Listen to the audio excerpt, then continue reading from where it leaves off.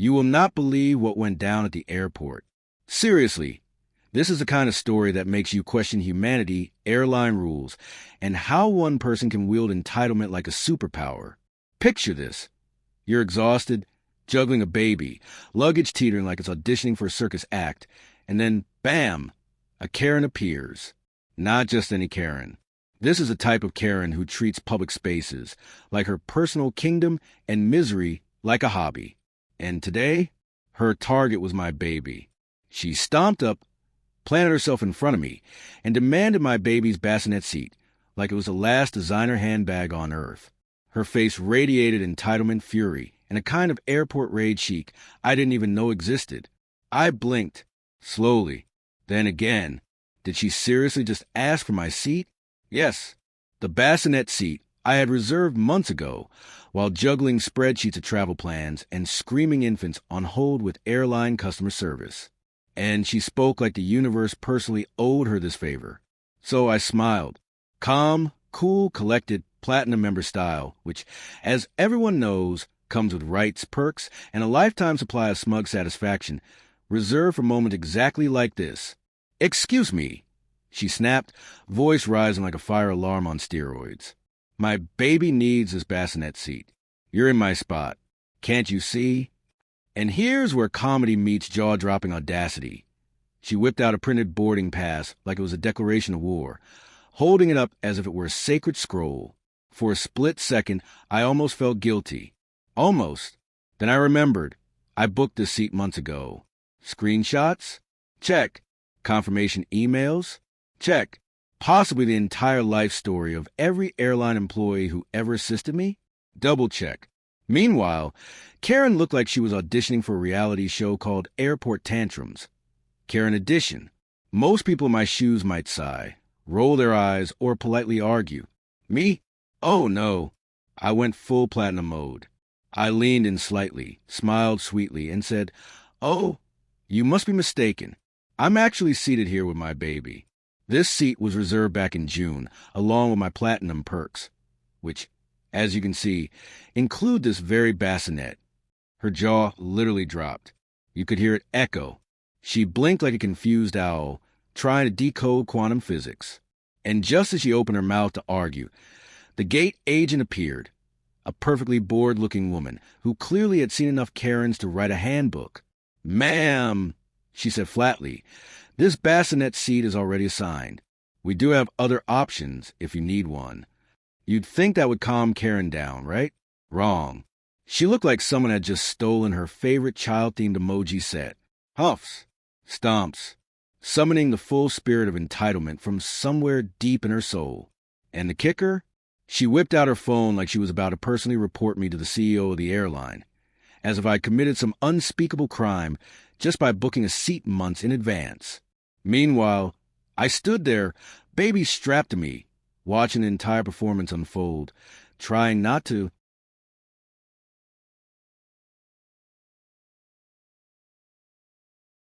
I couldn't help but laugh because the expressions on her face were pure, Oscar-worthy chaos.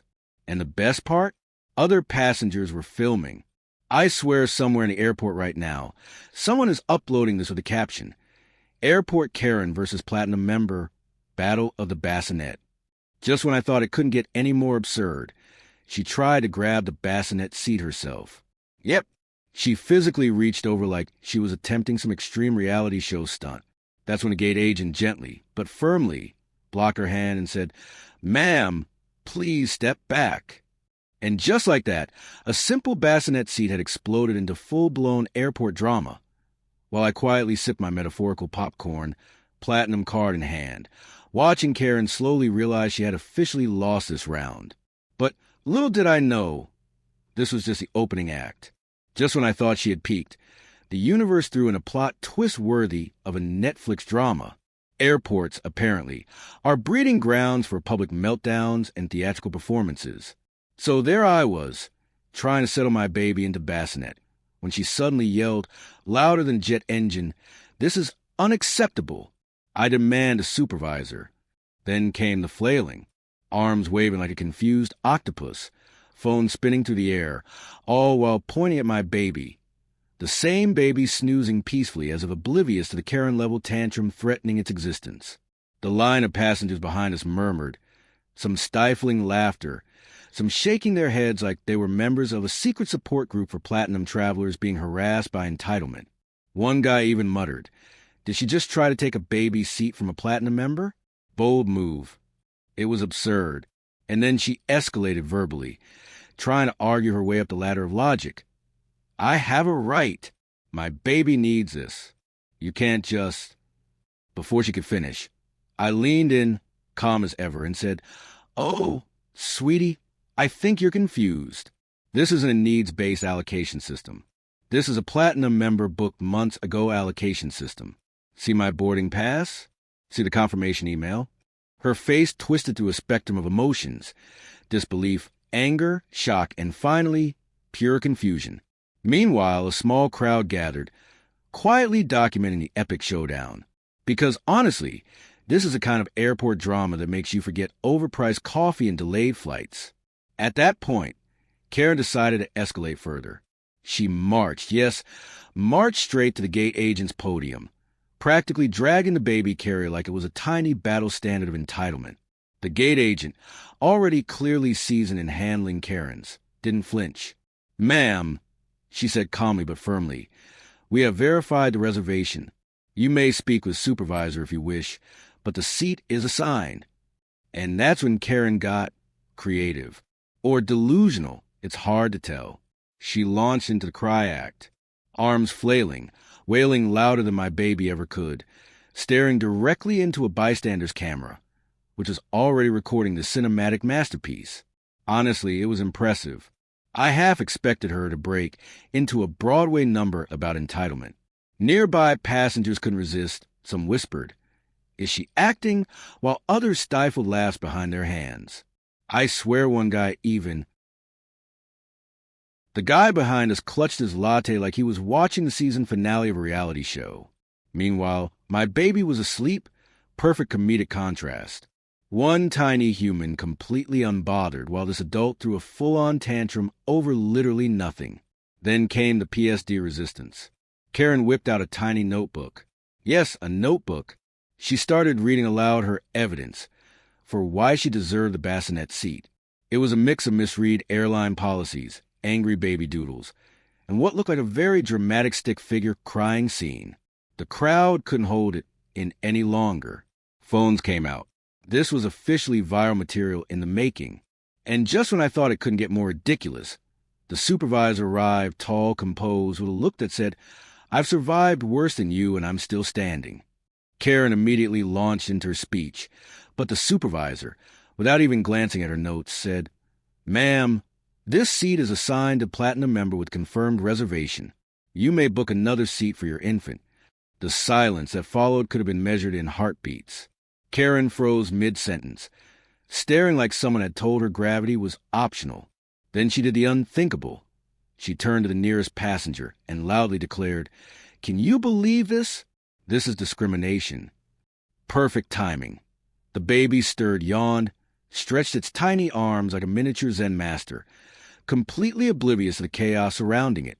And there it was, Karen screaming, waving a notebook, accusing everyone of discrimination, while my baby sat serenely in the bassinet, the very image of calm authority. The supervisor observed, completely unfazed, as if this were just another Tuesday. Karen, realizing she'd lost, finally backed off. Not gracefully, of course. She stomped away, muttering, "This isn't over. I'll be reporting this to corporate." Meanwhile, the crowd erupted. Laughs, applause, nods, and whispers of "only in an airport." And just when I thought karma had taken its bow, the baby spit up right on Karen's designer scarf. You can't write this stuff. Ultimate karmic twist. Phones flashed, passengers laughed, some cheered, some shook their heads in disbelief.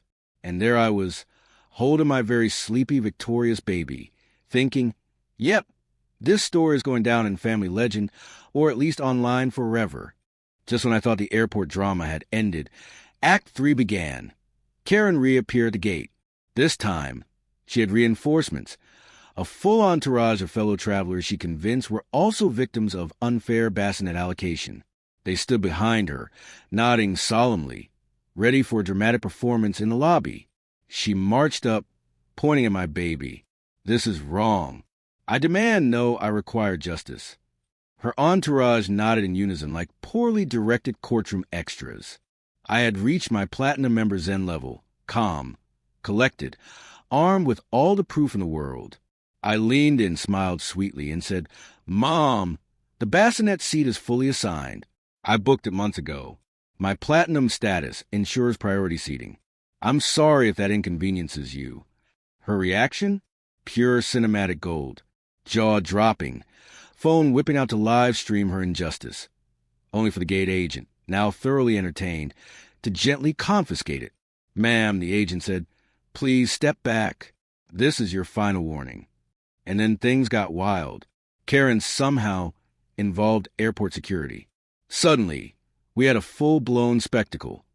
Arms flailing, security trying not to laugh while maintaining professionalism, me holding a sleeping Victoria's baby like a tiny general surveying the battlefield. The crowd was fully recording now. Whispers of better-than-reality TV floated around.